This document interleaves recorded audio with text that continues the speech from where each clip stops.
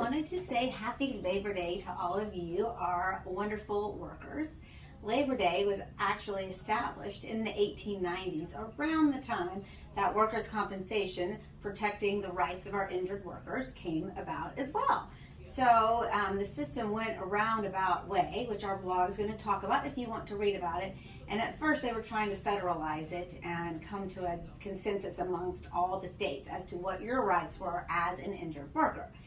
This failed miserably, and so it became up to the states to decide and determine what they want to do and how they want to protect their injured workers. So in Georgia, which we've talked about before, you have 3 rights when you get injured on the job, and we are here to make sure you are well protected for those rights. You have a right to weekly checks for every single week you're unable to work, as long as the company doctor, the authorized treating physician, we call that the ATP, has you either out of work or under light duty restrictions and your employer refuses to provide you light duty work.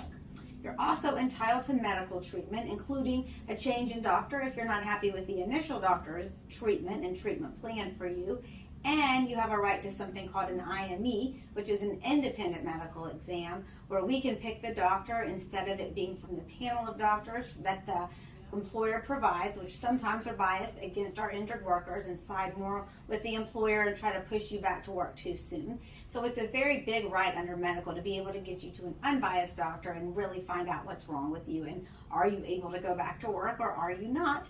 And then something called a PPD rating, which is a permanent partial disability when you've reached what we call maximum medical improvement, MMI, and the doctors give you this percentage which turns into a lump sum.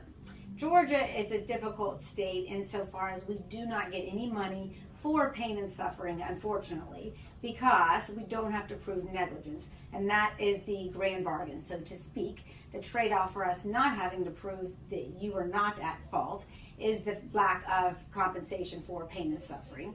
However, within those 3 categories, there's many things we can do to make sure you're fully protected. So have a great Labor Day weekend. We're celebrating you, our workers, and if you need us, we're here. Please read the blog. Thank you.